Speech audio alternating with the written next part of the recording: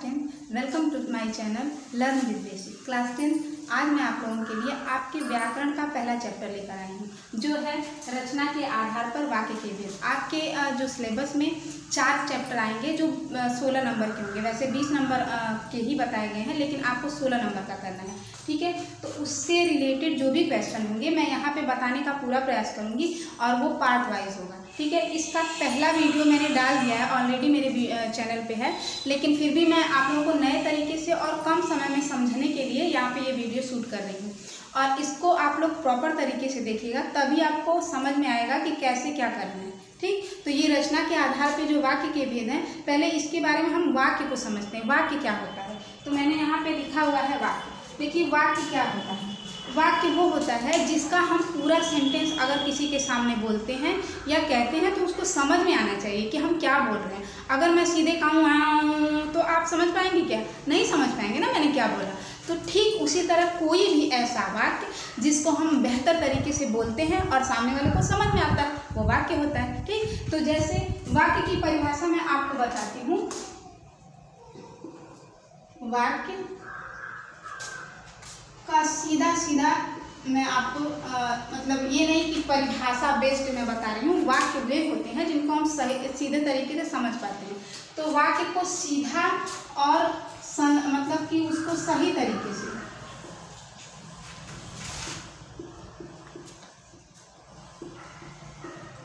बोलना और समझना, ठीक है। यानी अगर मैंने आपको कोई सेंटेंस बोला तो वो आपको समझ में आए। अभी मैं आपसे किस बारे में बात कर रही हूँ ये आपको समझ में आ रहा है, यानी मैं आपको व्याकरण पढ़ा रही हूँ और वो वाक्य के भेद पढ़ा रही हूँ।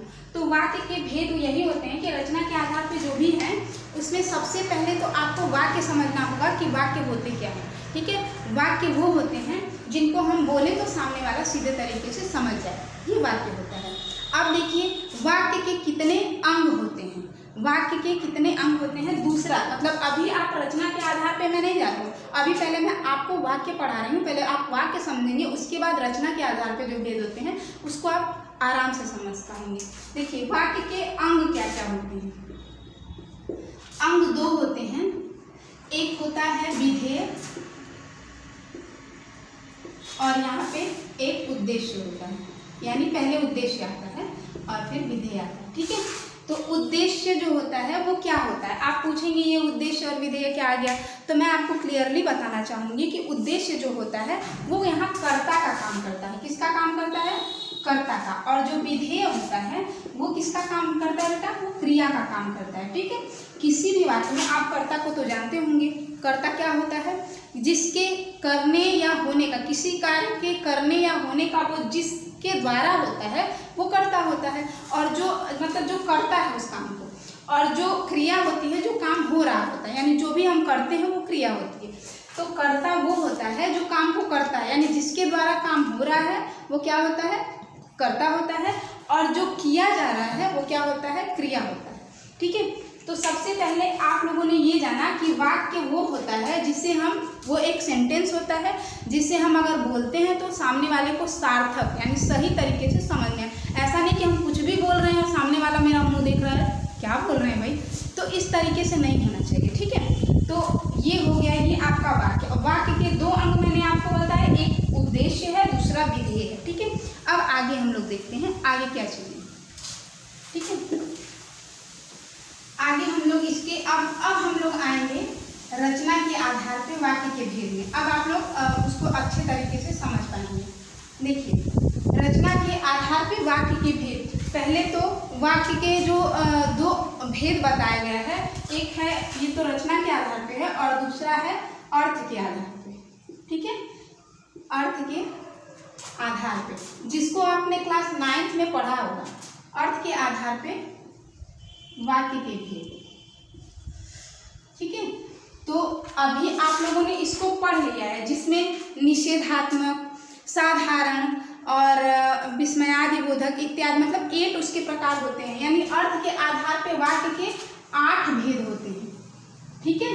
और रचना के आधार पे वाक्य के 3 भेद होते हैं, ठीक। यानी आप लोग इसको पढ़ चुके हैं, तो इसकी मैं बात यहाँ पे नहीं करूँगी। आपके सिलेबस में जो है वो रचना के आधार पे भेद है, तो हम उसके बारे में बात करेंगे, ठीक है। चलिए इसको हम साफ करते हैं। देखिए यहाँ पे हम लोग आते हैं रचना के आधार पे वाक्य के भेद। पहला जो होता है वो साधारण वाक्य होता है। कौन सा वाक्य होता है? साधारण वाक्य, ठीक। और दूसरा जो होता है वो संयुक्त होता है, संयुक्त वाक्य। और तीसरा आपका बेटा होता है मिश्रित वाक्य। इसको मिश्र वाक्य भी कहते हैं, मिश्रित वाक्य, ठीक है। और साधारण को सरल भी कहते हैं। अगर सरल से भी क्वेश्चन मान लीजिए सरल ही पूछता है तो कोई दिक्कत नहीं, साधारण को ही सरल वाक्य कहते हैं। देखिए रचना के आधार पर वाक्य के 3 भेद होते हैं जो आपके सामने हैं। इस वीडियो में मैं आपको मुख्यतः 2 भेद के बारे में बताऊंगी, और जो ये कॉम्प्लिकेटेड वाला जो मिश्रित वाक्य है इसको मैं नेक्स्ट वीडियो में दूंगी, लेकिन इसको आप लोग अच्छे से समझ लीजिए। सबसे पहले हम आते हैं साधारण वाक्य पर। साधारण क्या होता है? देखिए साधारण जब मैंने आपको अभी पढ़ाया है उद्देश्य और विधेय अभी बताया है, यानी साधारण वाक्य क्या होता है उसके बारे में मैंने उद्देश्य और विधेय इसीलिए पढ़ा है कि ये चीज़ आपको बेहतर तरीके से समझ में आए। देखिए साधारण वाक्य में एक उद्देश्य होता है और एक ही विधेय होना चाहिए, ठीक है। कहने का तात्पर्य है कि एक कर्ता हो और एक ही क्रिया हो, एकदम सिंपल सा वाक्य हो, उसमें और भी कई उपवाक्यों को जोड़ के नहीं किया जा सकता। जैसे राधा खाना खाती है, ठीक है। अब आप लोगों ने देखा यहाँ पे काम को करने वाला, खाना को खाने वाला कौन है? राधा, यानी ये हो गया आपका उद्देश्य, ठीक। और खाना राधा खा रही है तो क्या खा रही है? खाना खा रही है, यानी वर्क क्या कर रही है वो? ये खाने का, ये हो गया आपका विधेय, ठीक। यानी काम को जो करने वाला होता है वो उद्देश्य होता है, यानी कर्ता। इसको मैं यहाँ भी ऐसे भी बता दे रही हूँ ताकि आपको अच्छे से समझ में आए और बेहतर तरीके से। देखिए एक उद्देश्य और एक ही विधेय होना चाहिए, इसका ये नियम है, ठीक है। साधारण वाक्य में अगर आप पढ़ते हैं तो साधारण वाक्य में एक ही उद्देश्य और एक ही विधेय होना चाहिए। जैसे राधा खाना खाती है तो इसमें उद्देश्य राधा है, ठीक है, और खाने का काम क्या? यानी विधेय, क्रिया। तो इस तरह से एक उद्देश्य और एक ही विधेय सरल वाक्य में होना चाहिए, अर्थात साधारण वाक्य में होना चाहिए। अब आते हैं हम लोग इसी तरह के हम लोग एक आध दो और देख लेते हैं उदाहरण जिसमें एक ही विधेय और एक ही कर्ता होता है। और इसका एक और भी नियम है, यानी कर्ता एक से अधिक हो सकते हैं लेकिन क्रिया जो है वो आपकी एक ही होनी चाहिए। ये इसकी कंडीशन है, यानी ये इसका नियम है। आपके कर्ता एक से अधिक हो सकते हैं बट क्रिया आपकी एक ही होनी चाहिए, ठीक है। साधारण वाक्य का यही नियम है। एक मैं और दिखा दे रही हूँ। रानी, रेखा, सीमा घर जाती हैं।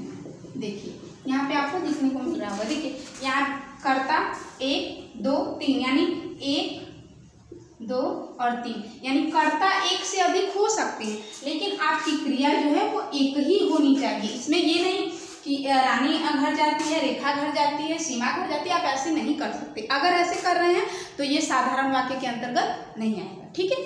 तो आई होप आप लोगों ने समझ लिया होगा कि साधारण वाक्य क्या होता है और वो बेहतर तरीके से। तो अब इसके बाद हम नेक्स्ट बताते हैं आपको संयुक्त वाक्य, ठीक है। चलिए संयुक्त वाक्य को देखते हैं।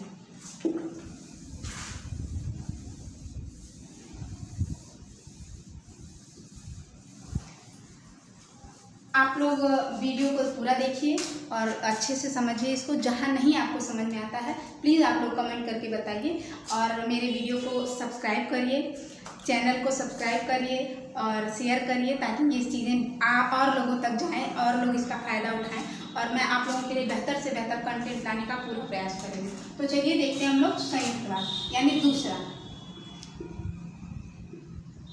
संयुक्त वाक्य।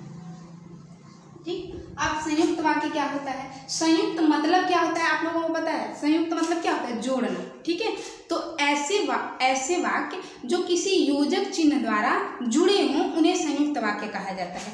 और योजक चिन्ह क्या होते हैं, जैसे और, तथा, अतः, ये सब क्या होते हैं, योजक होते हैं। और इन्हीं से कि, ऐसे इस टाइप के जो छोटे छोटे वाक्य होते हैं वो शब्द होते हैं वो योजक चिन्ह से जुड़े होते हैं। तो देखिए इसका रूल क्या है, इसका नियम क्या है, इसका नियम ये है कि दो उपवाक्य होंगे, एक किसी भी वाक्य में दो उपवाक्य होंगे और दोनों स्वतंत्र होंगे। यानी साधारण वाक्य में क्या था, आप एक ही वे में एक वाक्य को खत्म कर सकते हैं, लेकिन जो संयुक्त वाक्य है उसमें आपको रुकना पड़ेगा। किस लिए, इन योजक चिन्ह के लिए आपको रुकना पड़ेगा और नेक्स्ट दूसरा वाक्य आप बताएंगे।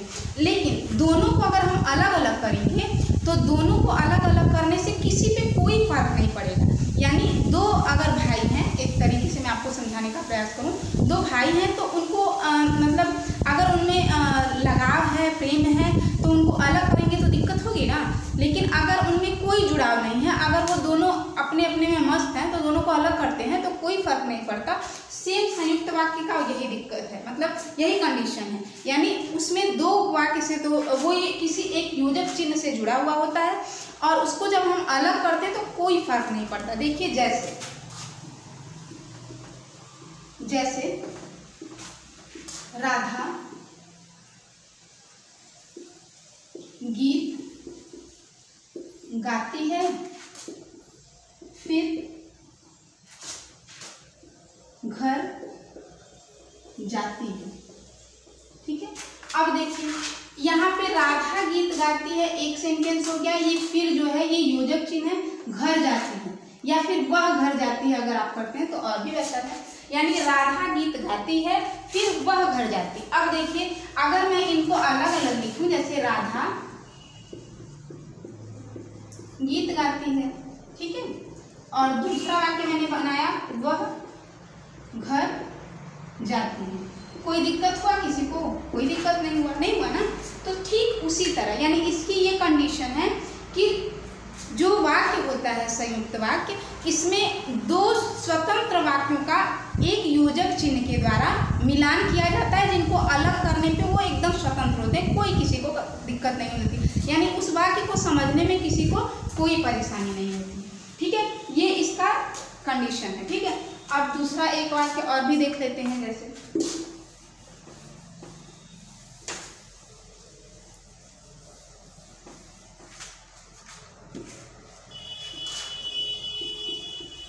माँ ने खाना बनाया और मोहन ने खाना खाया। ठीक है, देखिए अब देखिए ये एक पूरा कंप्लीट वाक्य है। माँ ने खाना बनाया और मोहन ने खाना खाया। जैसे ही हम इसको अलग करते हैं यानी और को हटाते हैं तो एक वाक्य माँ ने खाना बनाया कंप्लीट सेंटेंस, मोहन ने खाना खाया कंप्लीट। यानी किसी को कोई यानी इस योजक चिन्ह को हटाने पे भी हमें कहीं कोई प्रॉब्लम नहीं हो रही है। यानी ऐसा वाक्य जब आपकी परीक्षा में आता है और पूछ देता है कि ये कौन सा वाक्य है, तो आप लोग सीधे सीधे उस वाक्य को क्या करिए, अलग करिए। अगर उस वाक्य को अलग करते हैं तो कोई दिक्कत नहीं है उस वाक्य में, तो आप लोग कहाँ जाएंगे, संयुक्त वाक्य। ठीक है, तो ये था आज का आपका वीडियो यानी सरल और संयुक्त वाक्य। अब मैं जो आगे का वीडियो है वो मिश्रित वाक्य पे लाऊंगी, ताकि वो मिश्रित वाक्य जो है ना क्या है कि उसको समझने में थोड़ा सा टाइम लगेगा, लेकिन मैं इतनी आसानी से बताऊंगी आपको बहुत बेहतर से समझ में आएगा। तो वीडियो पूरा देखने के लिए धन्यवाद।